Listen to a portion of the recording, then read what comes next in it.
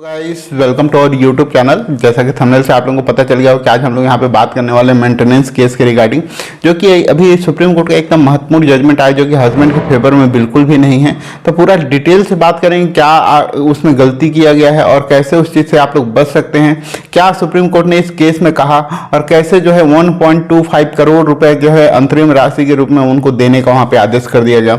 तो पूरा डिटेल से देखेंगे, वीडियो में लास्ट तक बने रहेगा। वीडियो अच्छा लगे तो वीडियो को लाइक, चैनल को सब्सक्राइब कर लीजिए। मैं advocate Om Prakash and forensic expert OP Sahu associate law firm Ambikapur से आप सभी लोगों का स्वागत करता हूं। अगर आप लोगों की कोई भी कानूनी समस्या है या लीगल कोई भी आप लोग एडवाइस लेना चाहते हैं तो आपको डिस्क्रिप्शन बॉक्स में एक व्हाट्सएप नंबर दिया हुआ है जिसके थ्रू आप लोग अपॉइंटमेंट बुक कराते हुए आप मेरे से बात कर सकते हैं। तो चलिए शुरू करते हैं आज का केस के बारे में। तो सबसे मेन केस में क्या होता है, बहुत सारे लोगों का यह होता है कि अगर उनके ऊपर कोई ऑर्डर हो जाता है, अंतरिम आदेश का ऑर्डर हो जाता है, तो बहुत सारे वीडियो हैं, जजमेंट हैं, उसमें यह कहा गया है कि अगर आप अंतरिम राशि नहीं भी देते हैं तो आपको जेल नहीं होगी। तो आपको ऐसी गलती आपको कभी भी नहीं करना है। इस केस में भी क्या हुआ था, उनके हस्बैंड के द्वारा यहाँ पे कोई भी अंतरिम जो उनका आदेश हुआ था उनको उनके द्वारा नहीं दिया गया। तो उनकी जो वाइफ है उनके द्वारा उनके घर वालों के ऊपर उनके ऊपर जो है एक और एफआईआर दर्ज करा दिया गया, जो कि सेक्शन 420 के तहत यहाँ पे दर्ज कराया गया है।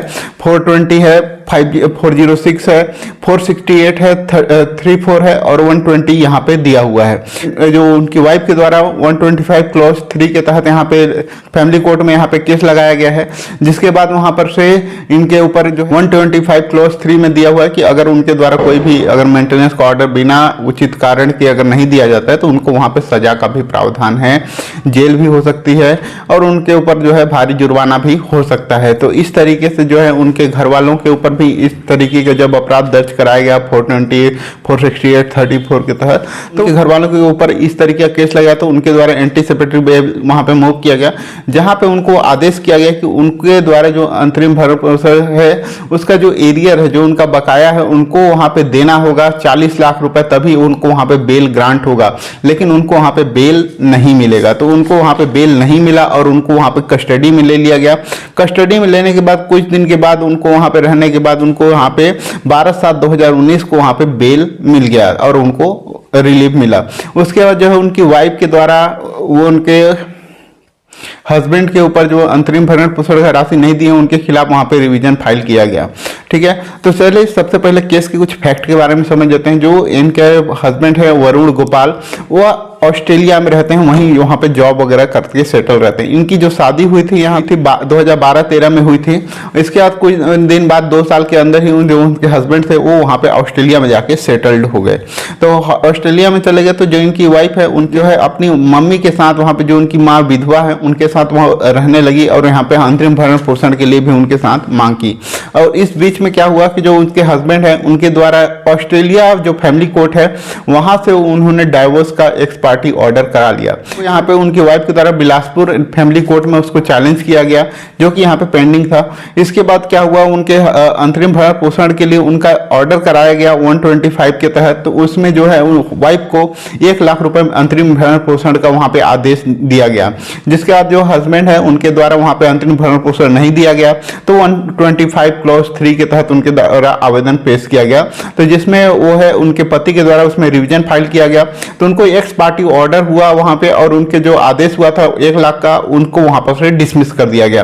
फिर जब उनकी वाइफ को पता चला तो उनके द्वारा फिर से उसको रिवीजन फाइल किया गया जो आदेश हुआ था उसके खिलाफ। तो वहां पर से उनका जो ऑर्डर था वो वहां पे इंक्रीज हो गया 1.27 लाख पर मंथ के हिसाब से वहां पे इंक्रीज हो गया उनका जो मेंटेनेंस था वो मंथली। फिर भी उनके हस्बैंड के द्वारा वहाँ पे किसी प्रकार का वहाँ पे नहीं दिया जा रहा था। जो उनके घर वाले थे उनका भी वहाँ पे बिल वगैरह के लिए गया तो वहाँ पे उनको बताया गया कि 40 लाख रुपए जो उनका बकाया बचा हुआ है उसको वहाँ पर से अंतरिम भरण पोषण की जो राशि है उसको दिया जाए, तभी आपको वहाँ पे बेल मिलेगा और अदरवाइज वहाँ पे आप लोगों को बेल नहीं मिलेगा। फिर भी उनके द्वारा कोई वहाँ पे नहीं दिया गया। तो कुछ दिन बाद उनको जो है अदर ग्राउंड के आधार पर उनको बेल वहां पे ग्रांट हो गया। इसके बाद जो है सुप्रीम कोर्ट में मामला पहुंचा तो सुप्रीम कोर्ट ने पूरा एक एक चीज को देखा, वहां पे ऑब्जर्व किया कि जो उनके हस्बैंड है वो दूसरी शादी अभी कर लिए हुए हैं और उनके वहां पे 2 बच्चे भी हैं। ठीक है, और इसके जो वाइफ है वो वहां पे अपनी मम्मी विधवा माँ के साथ रहती, जो कि पूरे तरीके से जो फाइनेंशियल रूप से जो है डिपेंड अपने हस्बैंड के ऊपर ही थी और उनको वहां पे अंतरिम भरण पोषण के रूप में वहां पे कुछ भी नहीं मिल रहा है। और जो उनके बकाया राशि है 125 करोड़ उनका बकाया राशि वहां पे हो गया है, जिनको यहाँ पे पेड करने का वहाँ पे आदेश दिया गया सुप्रीम कोर्ट के द्वारा। और यहाँ पे बताया गया कि जो उनके हस्बैंड है वो अपने घर, जो अपनी मम्मी पापा की इकलौती संतान है, जिनके वहाँ पे 12 दुकानें, कमर्शियल कॉम्प्लेक्स है जिसमें से 12 दुकानें हैं, जिसमें से उनको वहाँ पे रेंट पे दिया हुआ है। तो उसमें से जो है 6 दुकानों को वहाँ पे बेचने का आदेश दे दिया गया कि जो उनकी पैतृक संपत्ति है उसकी 6 दुकानों को वहाँ पे सेल करके उनका जो भरण पोषण है उसको वहाँ पे दिया जाए। अदरवाइज अगर वो सेल नहीं होता है तो उसको कुर्क कर लिया जाए, और अगर चाहे तो उनको वहाँ पे वो प्रॉपर्टी उनके नाम पे ट्रांसफर हो जाएगा या किसी और को भी उस चीज प्रॉपर्टी को बेच दिया जाएगा। तो यहाँ पे देख सकते हैं कि जो है सुप्रीम कोर्ट के द्वारा इस तरीके का आदेश दिया गया कि जो हस्बैंड है उसको वहां पे है 1.25 करोड़ रुपए उनको मेंटेनेंस देना पड़ेगा, और अगर नहीं देंगे तो उनकी जो प्रॉपर्टी है उसको वहां पे सेल करके उनको दिया जाएगा या कुर्की करके उसको रख लिया जाएगा, सीज कर लिया जाएगा उनकी प्रॉपर्टी को। ठीक है, तो इस तरीके का आप इस केस से समझ सकते हैं कि अगर आपको कोई भी अंतरिम भरण पोषण का कोई भी राशि अगर अमाउंट होता है तो आपको अपील के बाद अगर आप लोगों को लगता है तो आप लोग हर महीने उस अमाउंट को दें, नहीं तो बाद में आप ही लोगों को प्रॉब्लम हो सकता है आप लोगों को जेल भी जाना पड़े, आप लोगों की प्रॉपर्टी भी वहां पे सीज हो सकती है। तो वीडियो अच्छा लगा हो तो वीडियो को लाइक करें, चैनल सब्सक्राइब करें, और आप लोगों को कोई भी कानूनी सलाह चाहिए तो आपको डिस्क्रिप्शन में व्हाट्सएप नंबर दिया हो, उसके थ्रू आप अपॉइंटमेंट बुक कराते हुए मेरे से बात कर सकते हैं। वीडियो को लास्ट तक देखने के लिए आप सभी लोगों का धन्यवाद।